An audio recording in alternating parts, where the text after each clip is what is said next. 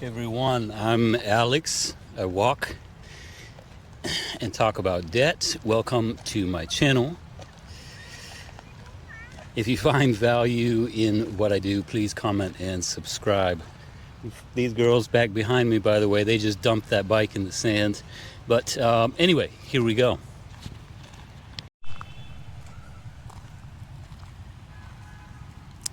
So today we'll be talking about credit card debt in the US as it rises to unprecedented levels. Just how high? Well, today it's at about 1.142 trillion in aggregate. That number grew substantially throughout the pandemic and already sat at an alarmingly high 927 billion back in 2019. So today I won't be discussing too much about that rise. I think we can all make certain conclusions about why it became so high, but a lot of it had to do with the pandemic and inflation and what is probably a worsening economic situation. Today, though, we'll be discussing credit card debt by generation in the United States because it is not even across all generations. So the first thing to note is that the average U.S. credit card debt currently stands at approximately $6,500 per person in the U.S. However, as I said, that average varies pretty significantly across generations.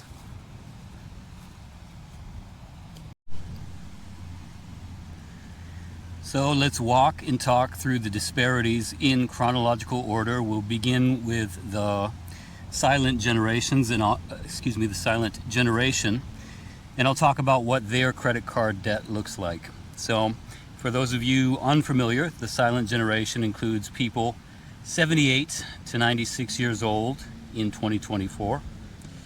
Their average credit card debt balance sits at $3,412 today. That means they carry roughly about 52% as much credit card debt as the average American, who holds an average balance of about $6,500. So that brings us to baby boomers who are currently between the ages of 60 and 78 in 2024. They carry an average credit card debt, or an average credit card balance, let's say, of $6,642. As I said before, the average is somewhere around $6,500. So it's fair to say that the baby boomers have about an average amount of credit card debt relative to all Americans.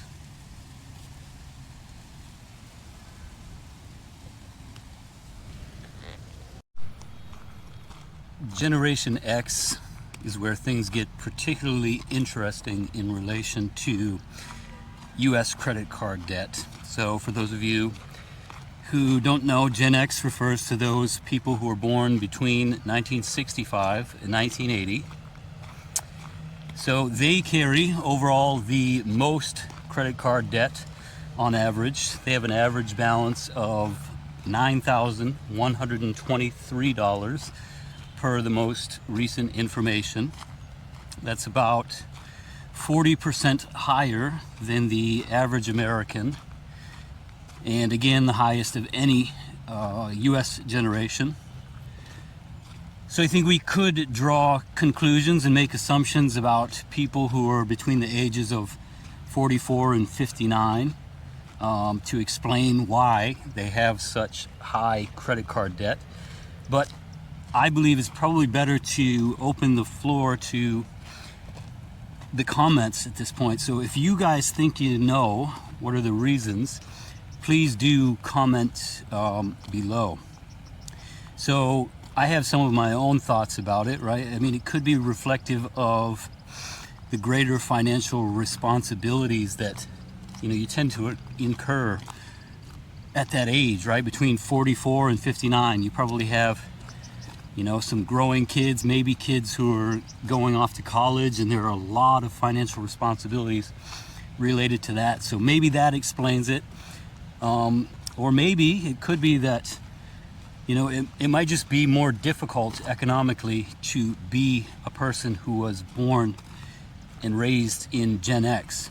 I don't know if that's the truth, but what do you guys think? What are the primary factors? What are the reasons that you think that Gen X has such a high credit card debt load?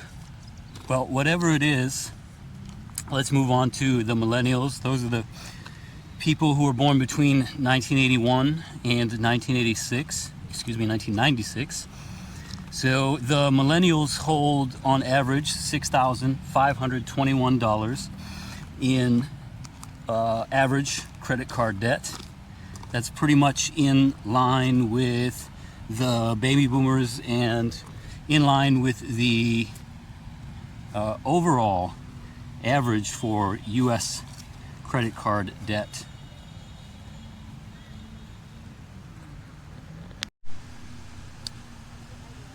So that brings us to Gen Z. Those are people who are currently between the ages of 12 and 27 years old.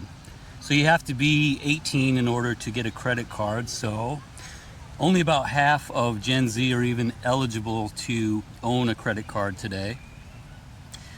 Perhaps then it makes it a little bit surprising that they carry an average credit card balance of $3,262.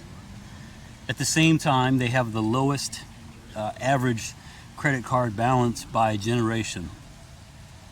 So what do you guys think about the differences between credit card debt by generation in the US?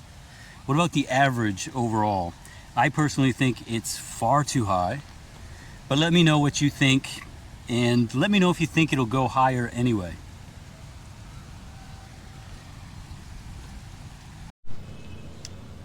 Until next time, I'm Alex, and this is Alex Walks and Talks Debt.